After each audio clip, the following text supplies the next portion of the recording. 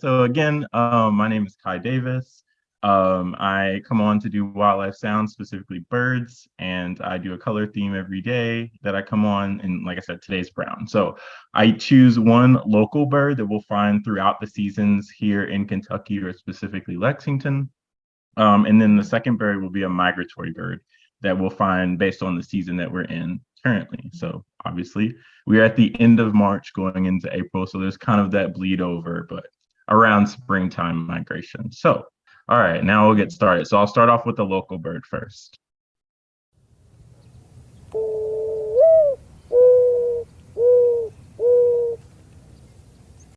Okay, so I'll play this one again for you all. Like this one might not surprise me that a lot of people may know it. And if you have a guess for it, feel free to put it in the chat. I like to see what people are thinking and to kind of work through what birds they might be thinking it is, but I'll play it one more time.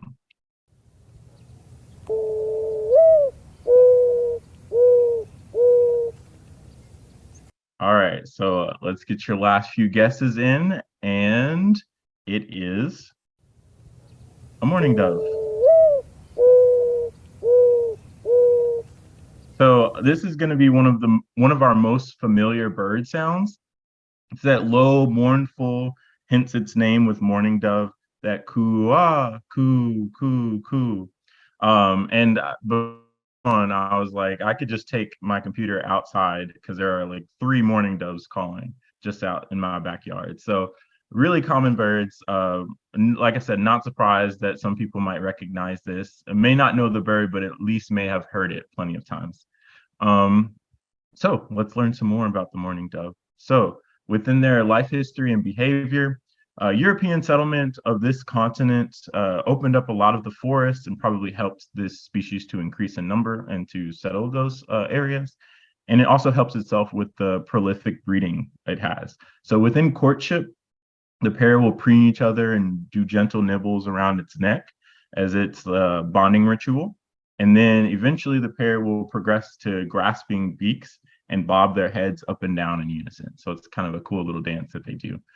So mourning doves tend to feed busily on the ground, swallowing seeds and storing them in an enlargement in the esophagus called the crop. And remember the crop because I'll come back to that. And then they'll carry that and digest it later after collecting and once they're in a safe place. So speaking of eating and diet, the mourning dove, they eat roughly around 12 to 20% of their body weight per day. And for those calorie counters, that's around 71 calories on average per day. So quite a bit for this bird. So seeds make up 99% of the mourning dove's diet. The remaining 1% includes peanuts, wild grasses, weeds, herbs, occasionally berries, and sometimes even snails. So for their habitat and location, as we can see, they're pretty much all throughout the United States and North America going into Central America. And you can see it even in the Caribbean islands too. So they're pretty well throughout the North America in this area. So they do very well in man-altered habitats, as we probably all know, as we've seen them throughout the city and urban areas too. So they're found in almost any kind of open or semi-open habitat and even treeless areas. And I'm not supporting treeless areas, Grace, so please don't come after me. We like trees too. So they're primarily a bird of open country, scattered trees, and woodland edges outside of the urban setting too, but they can establish pretty much anything. So for their conservation and threats, from about 1966 to 2019, there's been a cumulative decline of about 20%. So the estimated global population is going to be around 150 million. So it's a species of low conservation concern. However, there is a threat that is threatening the conservation of this species, and that's lead poisoning, particularly from them foraging on the lead pellets that they're hunted with. So ironically enough, hunting itself isn't the direct conservation threat to the species, but the resulting lead bullets, lead pellets that are left behind that these birds might swallow and then get lead poisoning from. So diving into fun facts for this dumpy little bird at times, but cute. So going back to the crop, The record for the most amount of seeds in one single crop is 17,200 bluegrass seeds. It would have been fun to make you all guess, but I'll just go ahead and reveal. And then another fun fact, they can drink brackish spring water, without becoming dehydrated the way humans would. So that helps them to establish various areas throughout North America, especially in desert areas, to be able to drink some brackish water. So that's all on the mourning dove. So I hope there's an appreciation for this little bird. And then now we'll go to the migratory bird. So I will go ahead and play this. Again, feel free to put your guess in the chats if you think you can identify it.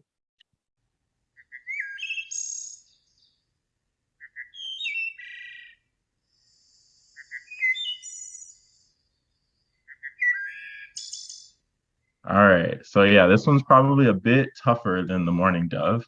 I will play it again, but I will say that the way that I think about this bird is it's kind of a mix between a robin song and a red-winged blackbird song and call too. So if you all were thinking that it's one of those two, unfortunately you are wrong, but you are close because it does kind of sound like both of those. But I'll play it again one more time.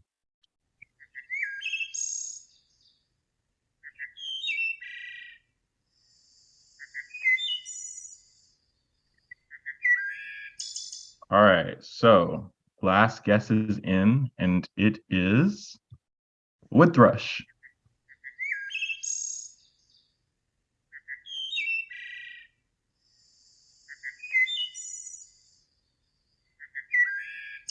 All right, so yeah, the wood thrush. It's this loud, fluty song. It's like an Eole song. So it's Eole, and then it has that trill at the end of it that kind of reminds me of like a red-winged blackbird.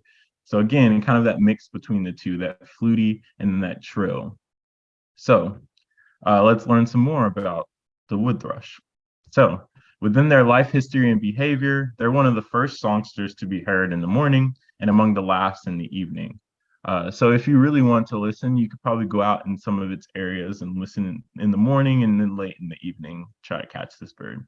So, wood thrushes forage by hopping around leaf litter on the forest floor, tossing leaves to look for insects and probing for prey. The pairs are socially monogamous. So hold on to that fact. They are socially monogamous. So courtship includes the male singing, and that's followed by the female enticing him to chase her in a silent circular flights 3 to 6 feet above the ground. So it'd be kind of cool to see. In terms of their diet, as we can see in the pictures, one's eating an invertebrate, and the other is eating a berry. So that's pretty much their diet. They feed mostly on leaf litter, invertebrates, and fruits from shrubs. So insects, snails, salamanders that are found in trees can also be fair game for this species too. Fruits like berries make up most of the rest of their diet outside of the invertebrates. So in the late summer and fall, after breeding seasons, they shift their diet towards fruits, particularly fatty fruits, in preparation for the demands of migration. So in terms of habitat, they can be found in fragmented forests, even suburban parks where there are enough large trees for territory. However, they are still common in eastern woodlands in general. Their ideal habitat includes trees over 50 feet tall, a moderate understory of sapling and shrubs, an open floor with moist soil and decaying leaf litter, and then water nearby. So in terms of their migration, as you can see in the map, they breed here in Kentucky and surrounding areas. They're long distance migrants. They migrate twice a year and they migrate mostly at night. They spend the fall and winter in Central America and they cross the Gulf of Mexico in a single night's flight. So very impressive flyers. They return north in the spring 2 to 6 times faster on a route that's generally somewhat farther west. So they travel around this route, and it happens to be a little bit faster than when they go down. So males arrive in the breeding grounds several days before females too, to establish those areas to prepare for breeding opportunities. So for their conservation and threats, there's been a cumulative decline of about 50% between 1966 to 2019. It estimates a global breeding population of about 12 million. So this species is on the yellow watch list for birds most at risk of extinction without significant conservation actions to reverse declines and reduce threats. So some of the threats include cowbird nest parasitism at the edge of the fragmenting habitat. And if you're not familiar with cowbirds, they will they will put their eggs in nests of other birds and allow those birds to raise their young. And the wood thrush in particular is susceptible to it because it doesn't really recognize that bird as a different bird. And that bird will take over the nest over the other wood thrush bird. Um, so it makes it harder for them to get the food that they need as chicks. And then those cowbirds can establish those territories and take it from the wood thrush. So also acid rain will deplete the invertebrate prey population. So these wood thrush will have less prey to consume. And then habitat fragmentation on their breeding grounds as well as their wintering grounds too. So fragmented habitats will have lower quality food choices, expose their nests to predators such as raccoons, jays, crows, and domestic and feral cats. So again, keep your cats inside, not just for the sake of these birds, but for other wildlife in general. And then in Central America, the loss of lowland tropical forest shrinks their winter habitat too. So they're suffering from a lot of different threats. However, let's talk about some fun facts. So the male wood thrush does more feeding of the chicks than the female does, which is kind of interesting. However, it's just so that the male can free up the female to start a second brood. So once the next brood fledges, the pair will divide them up and then feed them separately in the same territory. So it's kind of interesting how they do that. And then going back to them being socially monogamous, the pairs, they do raise their broods together. However, they are known to fool around or have extra pair copulation. That's common. So at some sites, there is as many as 40% of the female's young that aren't followed by its mate. So they get around. But they are cool little birds with some nice sounds. And then that's everything for me. So thank you. And I'm looking forward to next time.